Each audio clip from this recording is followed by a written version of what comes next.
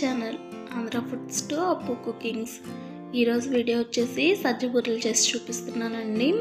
మీరు first time చేసే వాళ్ళైనా కానీ పర్ఫెక్ట్గా సజ్జ బూరెలు పొంగుతూ రావాలి అని అంటే ఇక్కడ నేను చెప్పే చిన్న చిన్న టిప్స్ని ఫాలో అవ్వండి, మీకు పర్ఫెక్ట్గా వస్తాయి సజ్జ బూరెలు. చూడండి, ఇక్కడ నేను చూపిస్తున్నాను కదా ఎలా పొంగుతూ వచ్చాయో. ఆయిల్ కూడా ఎక్కువ పీల్చదు, సూపర్ టేస్టీగా ఉంటాయి. ఒకసారి ఇలా ట్రై చేయండి.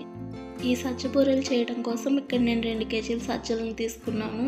ఈ సజ్జల్లో రాళ్ళు అలాంటివి ఏమైనా ఉంటే వేరేసి 2-3 సార్లు నీట్గా కడిగి సజ్జలు మునిగే వరకు వాటర్ వేసుకొని ఒక 6 గంటల సేపు నానబెట్టుకున్న తర్వాత నీళ్ళన్నీ వంపేసుకొని ఈ సజ్జలను తడి అనేది లేకుండా ఫ్యాన్ కింద ఒక 2 గంటలు ఆరబెట్టి తీసుకున్నాను. నేను ఈ ప్రాసెస్ అంతా ముందే చేశానండి, లేట్ అవుతుందని. ఇలా తీసుకున్న సజ్జలను ఒక మిక్సీ జార్లోకి వేసుకొని మరీ మెత్తని పొడిలా కాకుండా కొంచెం బరకగా గ్రైండ్ చేసి తీసుకోండి. నేను ఇక్కడ సజ్జలని గ్రైండ్ చేసి తీసుకుంటున్నానండి, మీరు కావాలి అనుకుంటే మిల్లు పట్టించైనా తీసుకోవచ్చు. చూడండి, ఇక్కడ నేను చూపిస్తున్నాను కదా, ఈ విధంగా మరీ మెత్తని పొడిలా కాకుండా కొంచెం బరకగా ఉండేటట్లు గ్రైండ్ చేసి తీసుకోండి. ఇలా గ్రైండ్ చేసుకున్న ఈ సజ్జ పిండిని ఏదైనా కానీ లోతుగా ఉన్న ఒక గిన్నెలోకి వేసుకోండి. అంటే మనకి పిండి కలపడానికి బాగుండేలాగా ఏదైనా కానీ ఒక పెద్ద గిన్నెలోకి వేసుకోండి. ఇక్కడ నేను సజ్జలన్నీ గ్రైండ్ చేసిన తర్వాత చూపిస్తున్నాను. తర్వాత అదే మిక్సీ జార్ని తీసుకొని అందులోకి ఒక 10 యాలక్కాయలను వేసుకోండి. ఒకవేళ మీ దగ్గర యాలకుల పొడి ఉన్నట్టయితే 2 టీ స్పూన్ల యాలకుల పొడినైనా వేసుకోండి.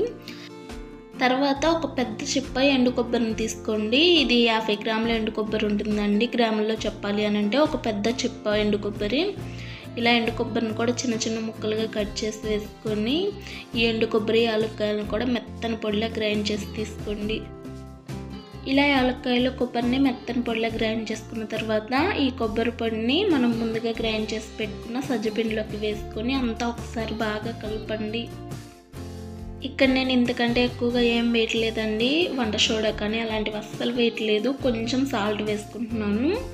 ఇలా కొబ్బరి పొడి వేసుకున్న తర్వాత ఇందులోకి ఒక 1/2 టీ స్పూన్ సాల్ట్ని వేసుకోండి. సాల్ట్ వేసుకోవడం వలన టేస్ట్ అనేది ఇంకొంచెం పెరుగుతుంది.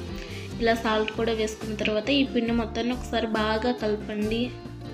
ఈ సజ్జ పిండిలో వంట సోడా వేసుకోవాల్సిన అవసరం ఏమీ లేదండి. సజ్జలు మనం బాగా నానబెట్టాం కదా, అంతేకాకుండా ఎండు కొబ్బరి కూడా వేసాం కదా, సజ్జ బూరెలు బాగానే పొంగుతాయి, వంట సోడా అవసరమే లేదు. తర్వాత నేను తీసుకున్న 2 కేజీల సజ్జల్లోకి 1 కేజీ బెల్లంని తీసుకుంటున్నాను. 2 కేజీలకి 1 కేజీ బెల్లం అండి. అదే మీరు 1 కేజీ సజ్జలు తీసుకుంటున్నట్లయితే 1/2 కేజీ బెల్లం తీసుకోండి. తర్వాత స్టవ్ పైన మందంగా ఉన్న ఒక గిన్నెని పెట్టుకొని అందులోకి మనం తీసుకున్న బెల్లంని ఇలా తురుముకొని వేసుకోండి. బెల్లం డైరెక్ట్గా వేసాము అని అంటే కరగడానికి లేట్ అవుతుంది కదా, ఇలా కొంచెం తురుముకొని వేసుకోండి.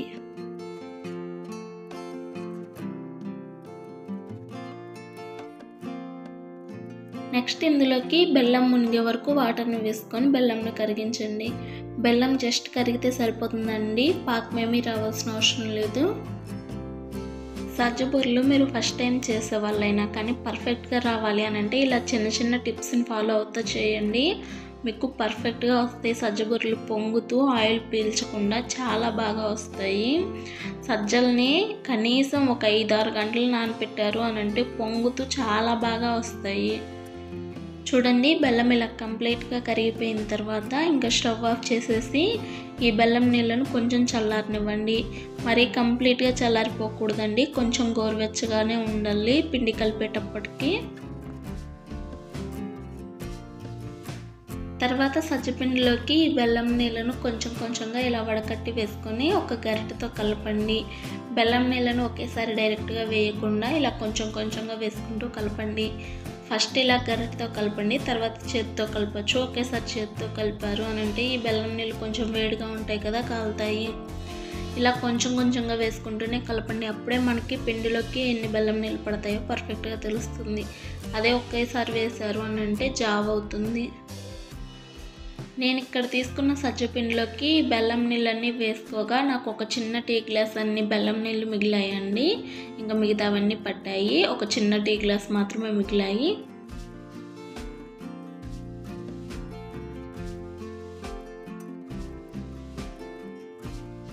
పిండిని ఇలా కలిపిన తర్వాత ఇక్కడ నేను చూపిస్తున్నాను చూడండి, పిండి పట్టుకున్నాము అని అంటే ఇలా చేతికి ముద్దలా రావాలి. ఇలా కలిపారు అని అంటే పర్ఫెక్ట్గా పిండి వచ్చినట్లే. ఇలా కలిపిన పిండిని పక్కన పెట్టుకొని తర్వాత ఏదైనా కానీ ఒక కాటన్ క్లాత్ని తడిపి తీసుకోండి. తర్వాత పిండిని కొంచెం కొంచెంగా తీసుకుంటూ ఇలా చిన్న చిన్న బూరెల్లాగా చేసుకోండి. ఇక్కడ నేను మీడియం సైజులో ఉండేలాగా చేసుకుంటున్నాను. మీరు ఇంకొంచెం పెద్ద సైజు కావాలి అని అంటే పిండిని కొంచెం ఎక్కువ తీసుకోండి. ఇలా చేసుకుంటున్నప్పుడు చేతిని కొంచెం నీళ్ళల్లో తడుపుకుంటూ చేసుకోండి. అప్పుడు మనకి బూరెలు విరిగిపోకుండా చక్కగా వస్తాయి. ఒకవైపు నేను ఇలాగ చేస్తూనే మరొక వైపు స్టవ్ పైన డీప్ ఫ్రైకి సరిపడా ఆయిల్ పెట్టుకొని వేడి చేసుకుంటున్నానండి. అలా అయితే త్వరగా అవుతుంది కదా.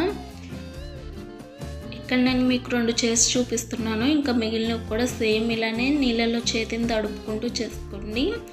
ఇలా చేసుకున్న తర్వాత ఇవి తీసుకొని బాగా కాగిన నూనెలోనే వేసుకోవాలి. అప్పుడే మనకి ఇవి బాగా పొంగుతూ వస్తాయి.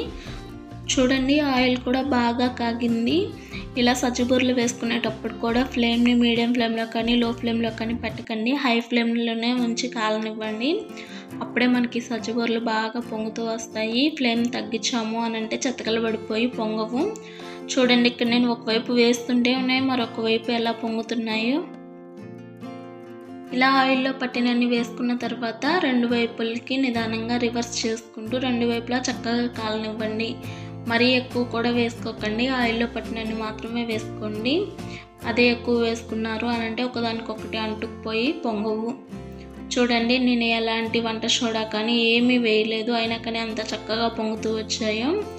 ఎవరికైనా వస్తాయండి. సజ్జలు నానబెట్టుకున్నారు అని అంటే ఎండు కొబ్బరి వల్ల కూడా పొంగుతూ వస్తాయి. నేను ఇలా ఒకవైపు చేస్తూనే మరొక వైపు రెండో వాయికి కావాల్సిన సజ్జబూరలను ఒత్తుకుంటున్నానండి.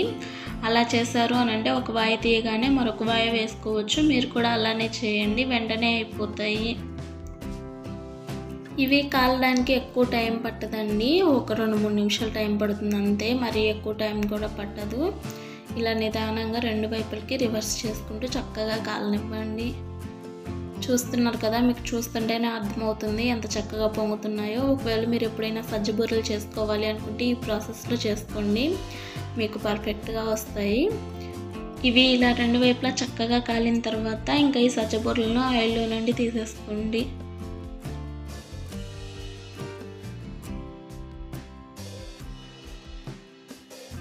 ఇంకా మిగిలినవి కూడా సేమ్ ఇదే ప్రాసెస్లో చేసుకోండి. ఆయిల్లో ఎక్కువ వేసుకోవద్దు, అలాగే ఫ్లేమ్ని కూడా అసలు తగ్గించొద్దు. హై ఫ్లేమ్లోనే ఆయిల్లో పట్టినన్ని వేసుకుంటూ నిదానంగా కాల్చుకోండి.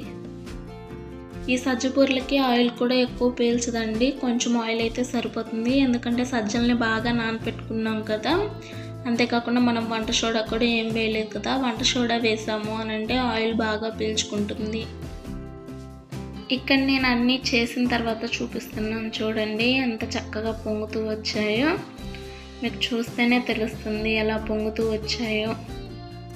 మీరు ఫస్ట్ టైం చేస్తున్నా కానీ ఈ ప్రాసెస్లో చేయండి, చాలా బాగా వస్తాయి. చూడండి ఆయిల్ ఎక్కువ పీల్చకుండా పొంగుతూ ఎంత బాగా వచ్చాయో సజ్జబూరలు. మీకు కనుక ఈ వీడియో నచ్చితే ఒక లైక్ చేయండి. అలాగే నా ఛానల్ ఎవరైనా కొత్తగా చూస్తున్నట్లయితే సబ్స్క్రైబ్ చేసుకొని పక్కనే ఉన్న బెల్ ఐకాన్ని యాక్టివేట్ చేసుకోండి.